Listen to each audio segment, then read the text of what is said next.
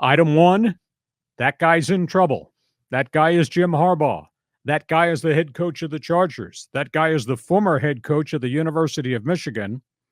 He has been defiant all week, not talking to the media except to make one statement that I don't cheat, I don't steal, I don't lie. I knew nothing about what was going on at Michigan.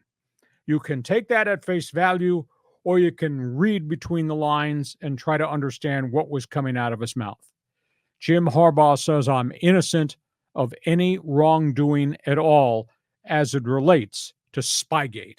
What happened last year at the University of Michigan, where one of his staff members suddenly disappeared from the Michigan roster directory, was removed after he was implicated, he being Connor Stalions, in sign stealing, personally going out and videotaping opponents that Michigan was going to play, videotaping their sideline coaches, videotaping their quarterbacks on the sidelines, and all the signals that were shooting in during the game. He got caught. He got turned in. He got dismissed. Michigan has just completed its major investigation. They say Harbaugh had information. Harbaugh refused to turn over any information, especially text messages from other people, Connor Stalions, assistant coaches, etc. They said Harbaugh lied to them, and they said Harbaugh was uncooperative and tried to derail the whole process. It's a really ugly story. The end result, Harbaugh's been hit with a 4-year suspension if he ever wanted to coach again in college football by the NCAA. Michigan had already been disciplined. Their assistant coaches who, quote, had fingerprints on this Connor Stalions relationship served suspensions last year, but they reserved the right to continue the investigation with a non-cooperative Harbaugh. NCAA said last night after Harbaugh went back into denial mode, the evidence does not support anything that Harbaugh has said. So that's what Harbaugh said. That's what the NCAA said.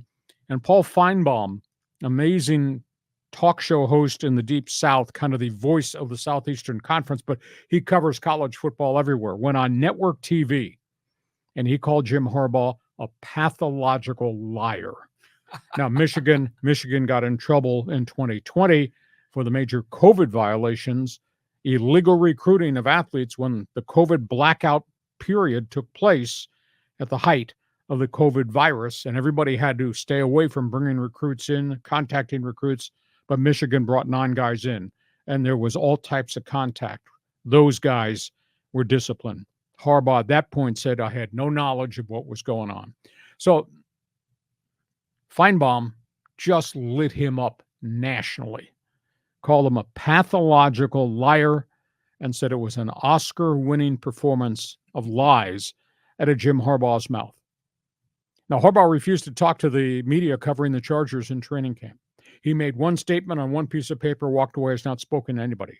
He's going to black out Charger media the entire season. And by treating people that way, he's inviting the whole national media to show up in L.A., and they're going to create an incident for Harbaugh at the Charger facility.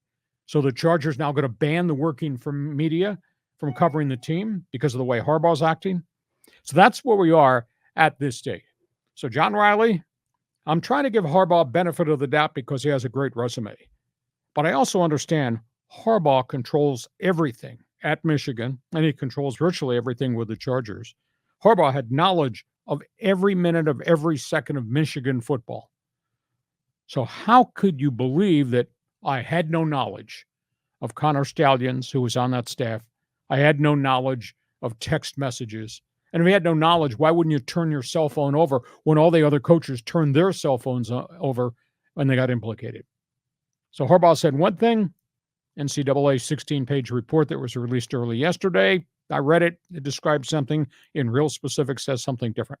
And John Riley says, yeah, Oscar-winning performance. Here we go. Now, I can understand if Harbaugh didn't give Stalions direction to go get the stolen video. But when he comes back with all that intelligence, he's obviously going to share it with the other coaches so they can put in plays and they know how to do, set up their game strategy. And so I would imagine Harbaugh must have found out about this at some level and then decided, well, I can either admit it and take a hit or just hope it goes away.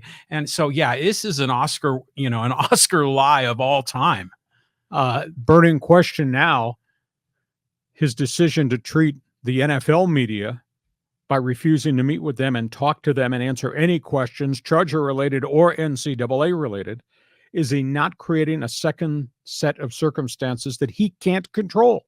Because I tend to think now he invites the entire national media to swoop in on the Charger practice facility and show up at these press conferences with cameras, and they're going to be freaking relentless until he answers questions, either about the Bolts or about what happened in Ann Arbor. No? Yes? Yeah. Well, the best solution to this is sunshine, right? Have it transparent. If he's doing the right thing, he will just share everything, answer the questions. He can't suffer a penalty in the NFL. This is with the NCAA, and he ain't going back. So I think he's better off just getting it all out, facing the media, and hopefully getting to a point where he can turn the page. His agent sounded off late yesterday in Detroit, and his agent was of the opinion NCAA is like a kangaroo court. He said, this is like a guy who gets disciplined by his high school after he had left to gone to college because he didn't sign the high school yearbook for a cheerleader. That's kind of absurd. That's kind of a reach. This is a little bit more severe than that because it goes to, quote, the integrity of the game. So I'll be intrigued to see where this road takes us because he's got 17 weeks of an NFL season ahead. And this story is not going to go away because Harbaugh nor Dean Spanos doesn't want the media to ask him questions. Sorry, that's going to offend the media. The media's got a job to do. We're going to ask questions. I agree with you. Answer the question. Answer it transparently. Yes, my assistants got data from Stallions. I didn't know what Stallions was doing.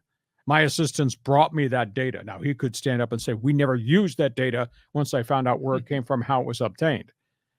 But can you believe Harbaugh going forward on anything anymore? I think you can. But Spanos curse, what do you think? You could hope. Yeah. So that's where we are. You're an NFL fan. You're a Michigan fan. You're a college football fan. You're a Charger fan. Do you believe what's coming out of Harbaugh's mouth right now with the statement, or do you believe the NCAA?